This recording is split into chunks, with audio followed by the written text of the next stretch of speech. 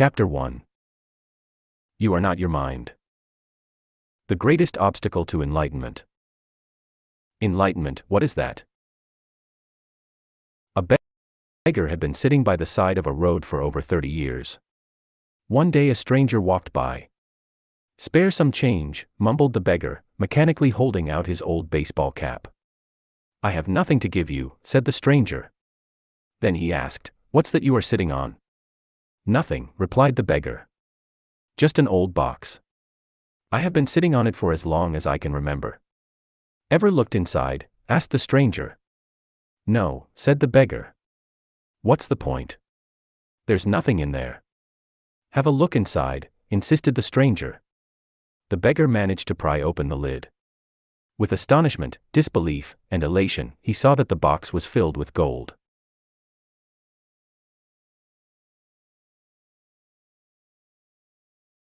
I am that stranger who has nothing to give you and who is telling you to look inside. Not inside any box, as in the parable, but somewhere even closer, inside yourself. "But I am not a beggar," I can hear you say.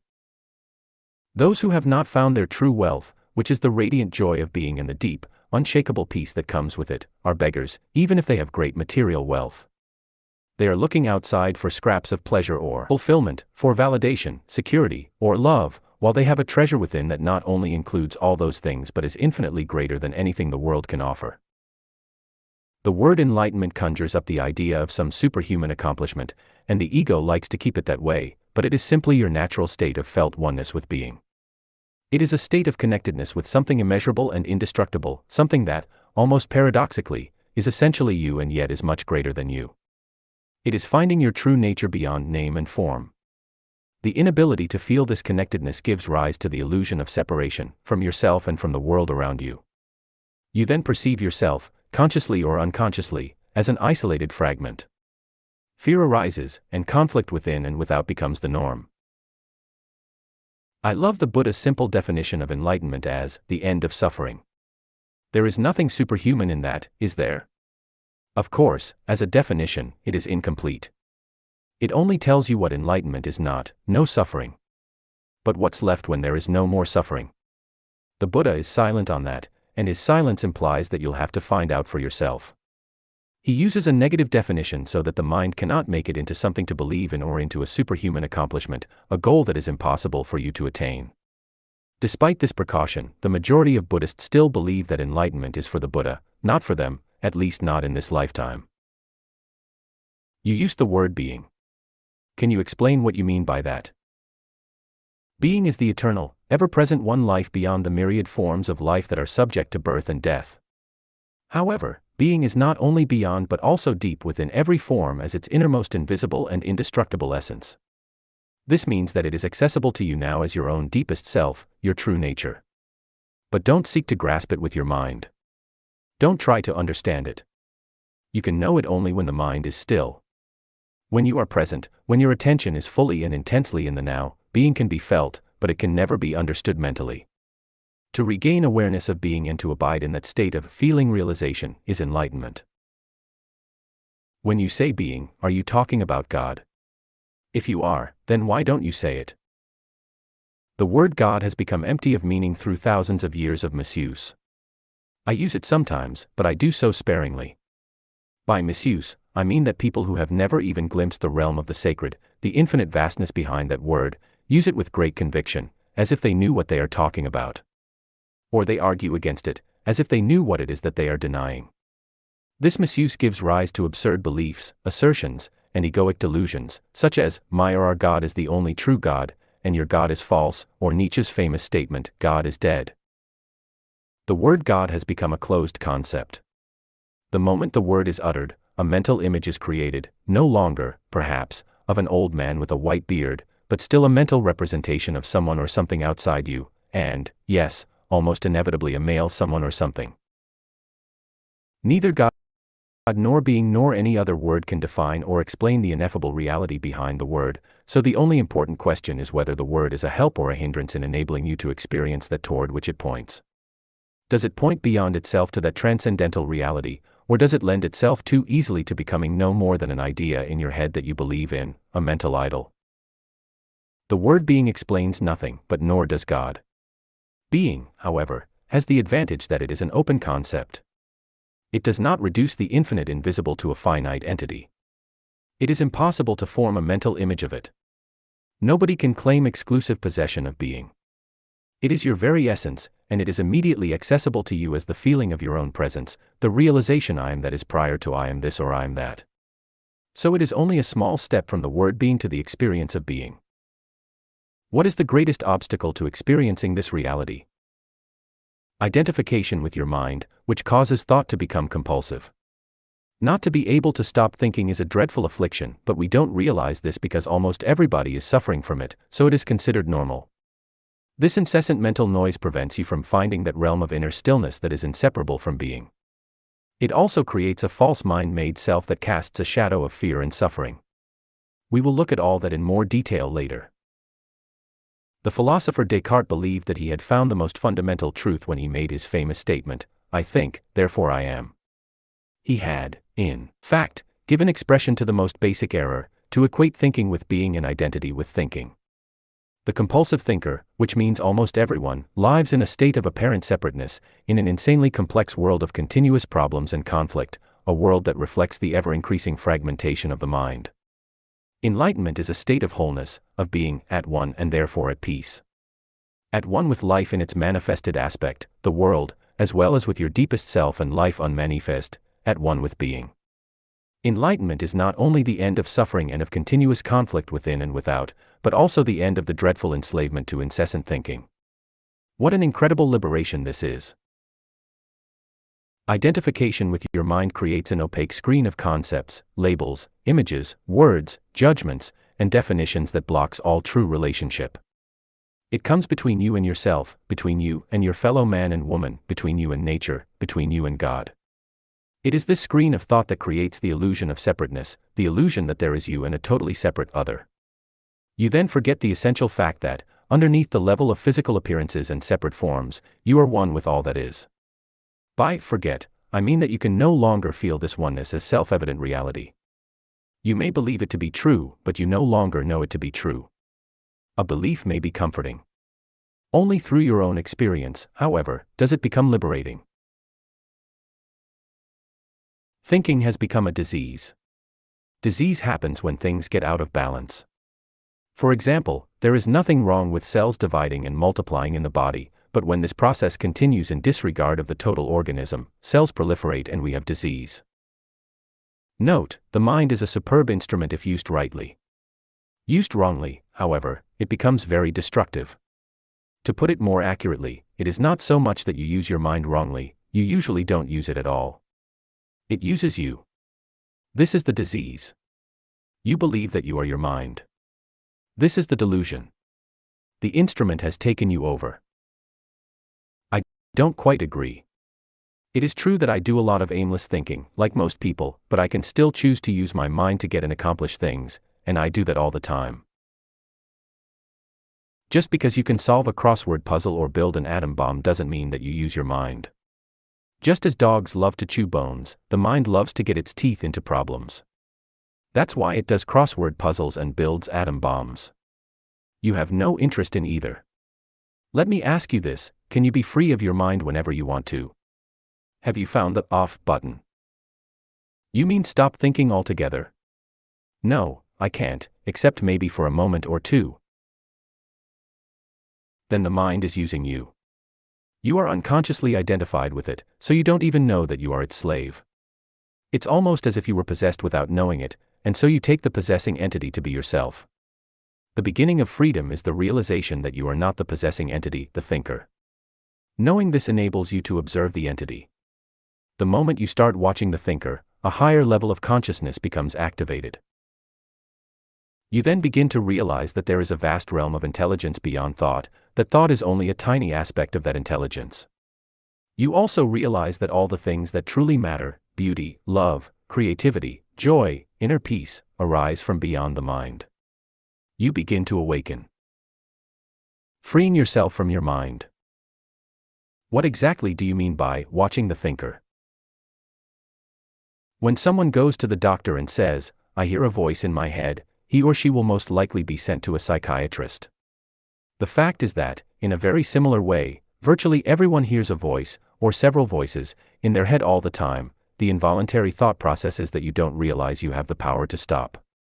Continuous monologues or dialogues. You have probably come across mad people in the street incessantly talking or muttering to themselves. Well, that's not much different from what you and all other normal people do, except that you don't do it out loud. The voice comments, speculates, judges, compares, complains, likes, dislikes, and so on. The voice isn't necessarily relevant to the situation you find yourself in at the time. It may be reviving the recent or distant past or rehearsing or imagining possible future situations. Here it often imagines things going wrong and negative outcomes. This is called worry. Sometimes this soundtrack is accompanied by visual images or mental movies. Even if the voice is relevant to the situation at hand, it will interpret it in terms of the past. This is because the voice belongs to your conditioned mind, which is the result of all your past history as well as of the collective cultural mindset you inherited. So you see and judge the present through the eyes of the past and get a totally distorted view of it. It is not uncommon for the voice to be a person's own worst enemy. Many people live with a tormentor in their head that continuously attacks and punishes them and drains them of vital energy. It is the cause of untold misery and unhappiness, as well as of disease. The good news is that you can free yourself from your mind. This is the only true liberation. You can take the first step right now. Start listening to the voice in your head as often as you can. Pay particular attention to any repetitive thought patterns, those old gramophone records that have been playing in your head perhaps for many years. This is what I mean by watching the thinker, which is another way of saying, listen to the voice in your head, be there as the witnessing presence. When you listen to that voice, listen to it impartially. That is to say, do not judge. Do not judge or condemn what you hear, for doing so would mean that the same voice has come in again through the back door. You'll soon realize, there is the voice, and here I am listening to it, watching it. This I am realization, this sense of your own presence, is not a thought.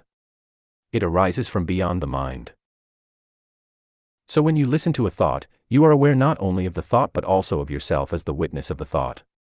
A new dimension of consciousness has come in. As you listen to the thought, you feel a conscious presence, your deeper self, behind or underneath the thought, as it were.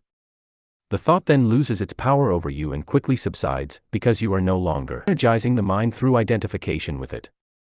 This is the beginning of the end of involuntary and compulsive thinking. When a thought subsides, you experience a discontinuity in the mental stream, a gap of no mind. At first, the gaps will be short, a few seconds perhaps, but gradually they will become longer. When these gaps occur, you feel a certain stillness and peace inside you. This is the beginning of your natural state of felt oneness with being, which is usually obscured by the mind. With practice, the sense of stillness and peace will deepen. In fact, there is no end to its depth. You will also feel a subtle emanation of joy arising from deep within, the joy of being. It is not a trance-like state. Not at all. There is no loss of consciousness here. The opposite is the case. If the price of peace were a lowering of your consciousness, and the price of stillness a lack of vitality and alertness, then they would not be worth having. In this state of interconnectedness, you are much more alert, more awake than in the mind-identified state. You are fully present. It also raises the vibrational frequency of the energy field that gives life to the physical body. As you go more deeply into this realm of no mind, as it is sometimes called in the East, you realize the state of pure consciousness. In that state, you feel your own presence with such intensity and such joy that all thinking, all emotions, your physical body, as well as the whole external world become relatively insignificant in comparison to it. And yet this is not a selfish but a selfless state. It takes you beyond what you previously thought of as yourself. That presence is essentially you and at the same time inconceivably greater than you. What I am trying to convey here may sound paradoxical or even contradictory, but there is no other way that I can express it. Instead of watching the thinker, you can also create a gap in the mind stream simply by directing the focus of your attention into the now. Just become intensely conscious of the present moment. This is a deeply satisfying thing to do. In this way, you draw consciousness away from mind activity and create a gap of no mind in which you are highly alert and aware but not thinking. This is the essence of meditation. In your everyday life, you can practice this by taking any routine activity that normally is only a means to an end and giving it your fullest attention, so that it becomes an end in itself. For example, every time you walk up and down the stairs in your house or place of work, pay close attention to every step, every movement, even your breathing. Be totally present. Or when you wash your hands, pay attention to all the sense perceptions associated with the activity, the sound and feel of the water, the movement of your hands, the scent of the soap, and so on. Or when you get into your car, after you close the door, pause for a few seconds and observe the flow of your breath. Become aware of a silent but powerful sense of presence. There is one certain criterion by which you can measure your success in this practice: the degree of peace that you feel within. So the single most vital step on your journey toward enlightenment is this: learn to disidentify from your mind.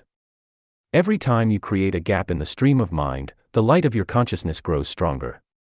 One day you may catch yourself smiling at the voice in your head, as you would smile at the antics of a child. This means that you no longer take the content of your mind all that seriously, as your sense of self does not depend on it. Enlightenment, rising above thought. Isn't thinking essential in order to survive in this world?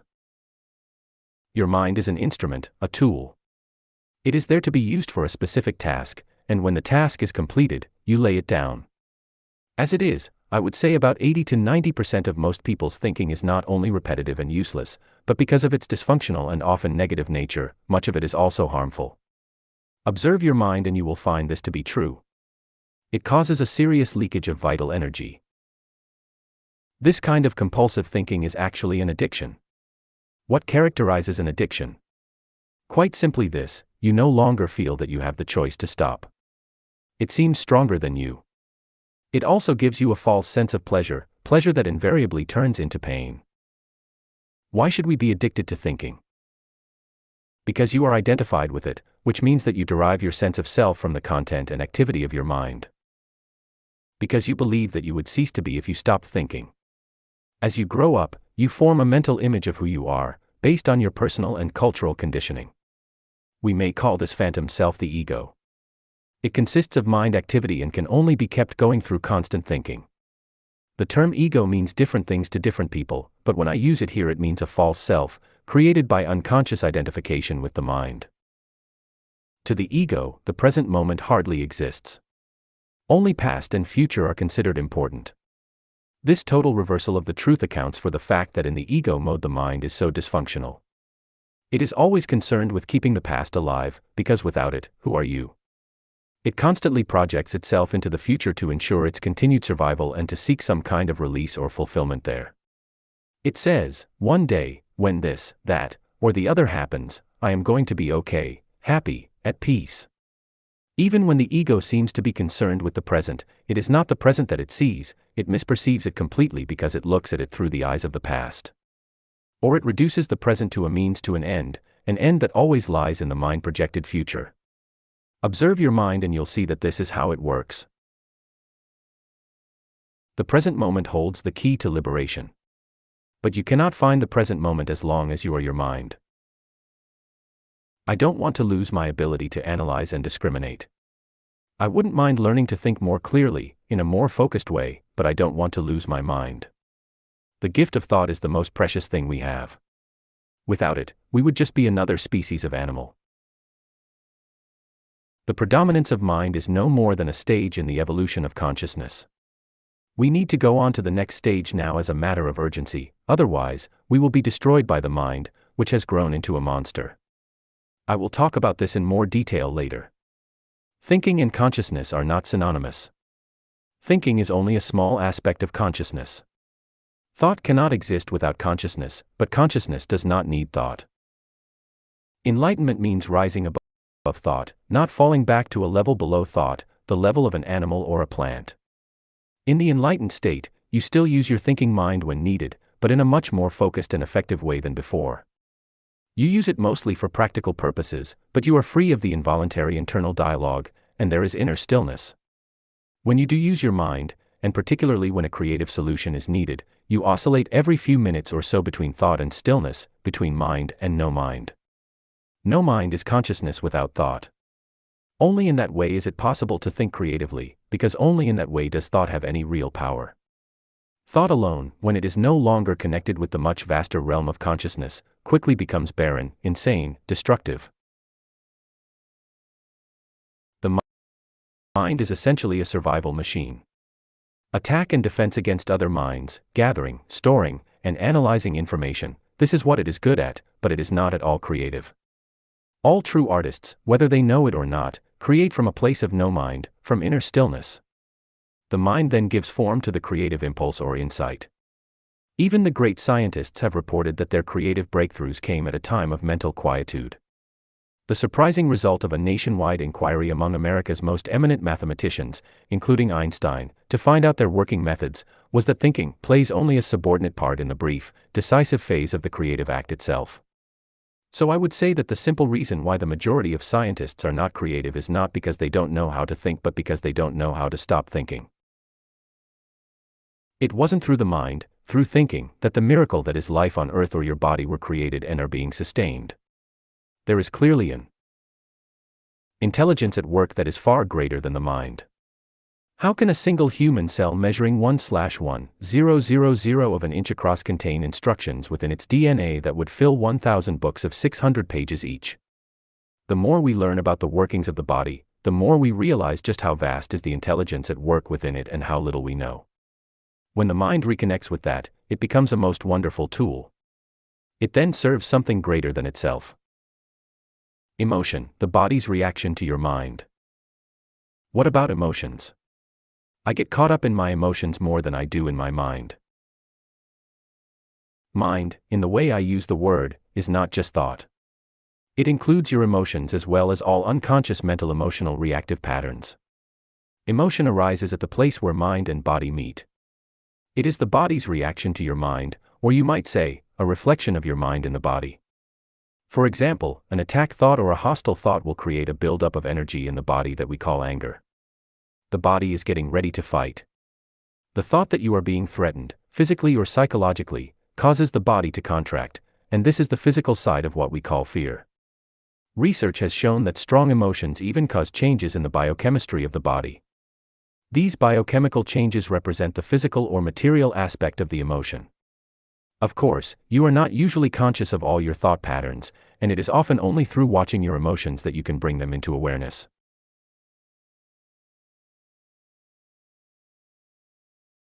The more you are identified with your thinking, your likes and dislikes, judgments and interpretations, which is to say the less present you are as the watching consciousness, the stronger the emotional energy charge will be, whether you are aware of it or not.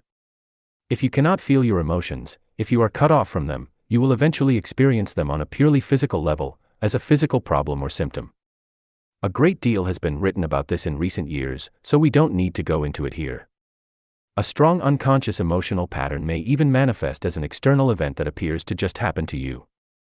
For example, I have observed that people who carry a lot of anger inside without being aware of it and without expressing it are more likely to be attacked, verbally or even physically, by other angry people, and often for no apparent reason.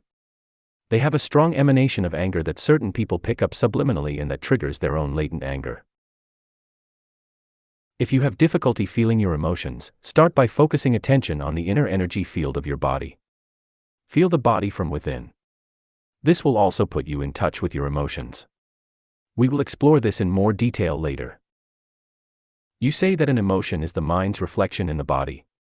But sometimes there is a conflict between the two. The mind says no while the emotion says yes, or the other way around. If you really want to know your mind, the body will always give you a truthful reflection, so look at the emotion or rather feel it in your body. If there is an apparent conflict between them, the thought will be the lie, the emotion will be the truth. Not the ultimate truth of who you are, but the relative truth of your state of mind at that time. Conflict between surface thoughts and unconscious mental processes is certainly common. You may not yet be able to bring your unconscious mind activity into awareness as thoughts, but it will always be reflected in the body as an emotion, and of this you can become aware. To watch an emotion in this way is basically the same as listening to or watching a thought, which I described earlier. The only difference is that, while a thought is in your head, an emotion has a strong physical component and so is primarily felt in the body. You can then allow the emotion to be there without being controlled by it. You no longer are the emotion, you are the watcher, the observing presence.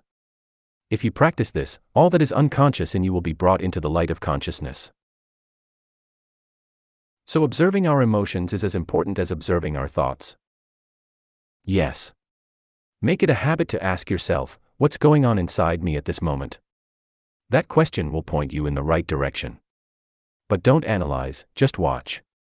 Focus your attention within. Feel the energy of the emotion.